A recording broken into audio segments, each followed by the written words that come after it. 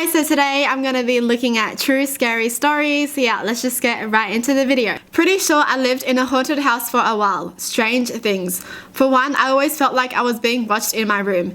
And if I had the door open to the hallway, I would swear I'd see someone walk by out of the corner of my eye. We had 2 cats and sometimes they'd be in my room sleeping and then all of a sudden they would sit bolt up and stare at the door and nothing I did could move them for a long time. This happened often. Yes. I think that house is haunted too. One day in my bathroom, the shelf that had my sister's booty stuff randomly lost hold of all of the items. The thing was, the shelf wasn't loose or hanging and all of the stuff had to bounce out of a 2-inch high lip into the sink. Maybe that ghost just needed their beauty time, you know? You know, you gotta take care of your skin forever. One time in the middle of the night, my sister's 100-plus-year-old dresser she got as a gift from our grandma just fell over. This thing weighed a ton and it was built like a tank. Sister said she heard the sound of someone pushing. Why can't there be nice ghosts? I mean, I'm sure there are stories where there are ghosts saving the family, you know, or like warning the family that there's danger. But why isn't there like a ghost that's just nice? I don't know. Don't come for me. Wait, 100-plus-year-old dresser? Sounds like the dresser is haunted. Mum and sister used to yell at me for sneaking around the house. Only I wasn't home or I was in my room. They said they saw a man in shadows that was about my height. One day we also ran into the old owner and my mum casually asked the lady if she had ever experienced anything in the house. The lady started crying and said no one believed her, but yes, she experienced a lot of stuff. I moved out around that time. I do not miss that place. I'm scared. Don't come for me. Family moved into an old house 200 plus years when I was 10. Uncle Weird Guy was going to help us move in and when we got inside the house, he got all weird and left. Always avoided coming for birthdays, etc. We always joked he saw a ghost and for some reason we nicknamed the ghost Billy. When my little sister started talking, she would say really weird things, like asking if we can shut her door at night so she doesn't have to see the boy walking down the hallway. Creepy. Anyways, we thought she was also just being a big weirdo, so we continued to have this Billy the ghost joke. Something would get misplaced. Must be Billy, yada yada. A few years later, we ripped up the flooring because we wanted to go back to the original hardwood that had been covered up forever ago by old owners. And if you know anything about old houses, you know they used to insulate the floor with newspapers when newspaper just became a thing. Decided to read some articles for fun. Some talking about the first ever refrigerators, really cool things like that. Until we got to the creepy part. A mentally challenged boy named Billy who lived in our home died while playing outside of it. Oh, that is so creepy. Wait, what were the old owners thinking though? Oh, maybe they didn't know because they didn't read it. So they didn't know there was a boy who died living in that house before. Oh, this is giving me goosebumps. That uncle obviously felt something or saw something, you know.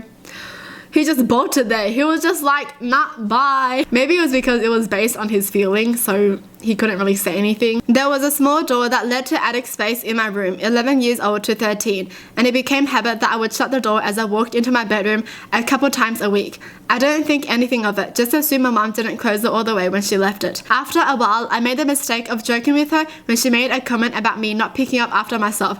I said something like, every night I have to close the attic door behind you. How about you shut it all the way when you're done? She then informed me that she hasn't been in the attic for months. Asked my brother, nope.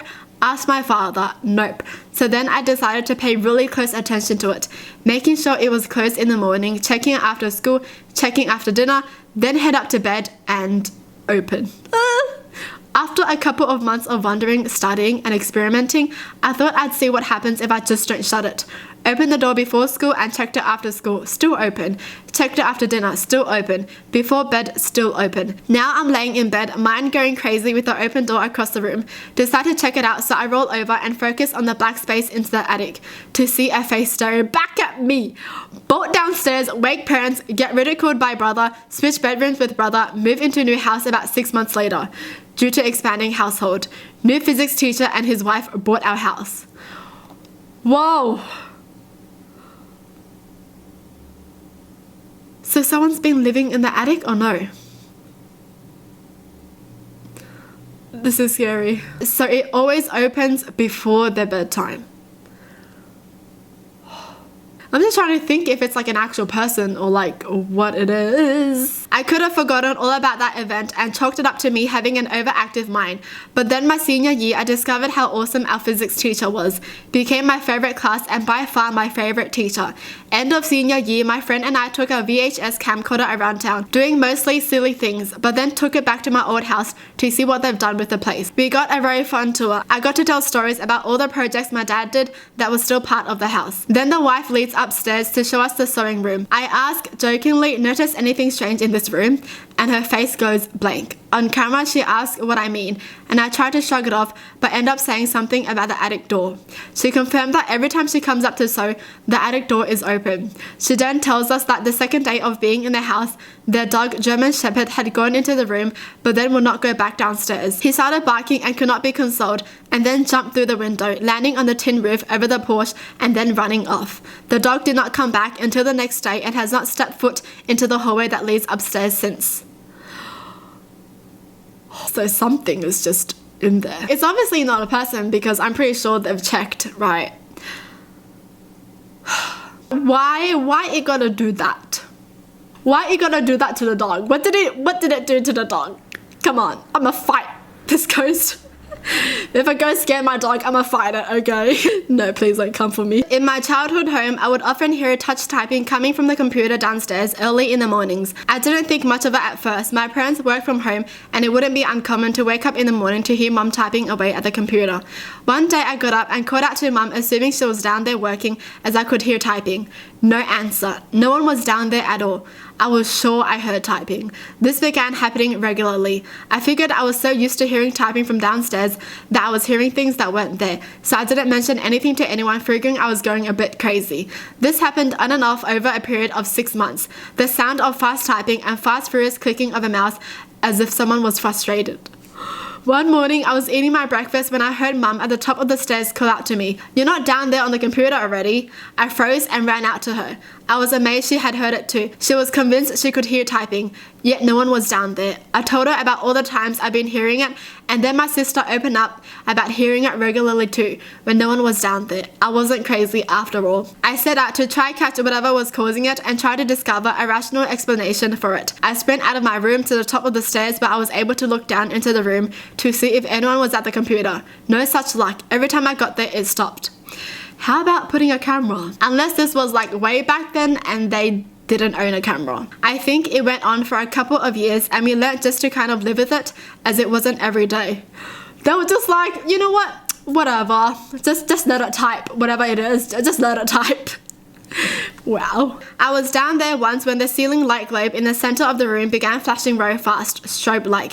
It then exploded and glass went shattering all across the room. I was lucky I ran out of the room when it started happening because I was scared of the whole mysterious typing, you know. If I hadn't ran, I would have been hit with bits of light bulb. Around that same time, I was on the computer at home by myself when something happened that resulted in me never being alone in that room again. I felt and heard this really sharp intake of breath directly behind my right shoulder near my ear. I've never ran so fast in my life and I was hesitant going in that room ever again. Prior to that, the whole typing thing has just been a bit weird and a bit spooky, not scary. Still makes my heart race when I think about it today. These are so crazy because there's like no explanation to it, you know, like it just happens. Man, why was it typing so mad though? Maybe whatever it was, it died before being able to type out a letter or something. So they're just trying to finish off what they haven't finished. I don't know, man. Why typing though? You know, I'm curious. I'm curious, but I'm scared. Hearing sound when you're home alone is just always the scariest. Like, even if it was like something dropping, no. Like, honestly, when you're in the shower and you're home alone and then you hear something outside, oh, it's scary. Imagine hearing this every single day. I guess you will get used to it, but still. I would not even be alone in that room in the first place. I was in first grade, hanging out at recess with a friend. He was shooting some hoops outside and I was playing DS, sitting on the pavement. I remember him asking me if he could make a shot from halfway across the court. I told him he could try, but he probably wouldn't make it while looking at my DS. Suddenly, my dad asked me what I mean. And when I look up, I'm sitting on my living room carpet talking to my dad, and it's dark out. I was sitting in the same position, playing the same game, same level, and same exact spot in the level. Everything continued normally that night, and I didn't tell anyone at the time, but looking back, it is really freaky. I thought it was a dream for the longest time, but thinking about it, it didn't really feel like a dream, and I don't really remember dreams that well. They just teleported? Or maybe they were in a parallel universe, but they teleported to the other one. I don't know. That's scary. That's freaky. But cool if you could control it, kind of thing, you know? Oh my gosh, wow. Whoa. Phew.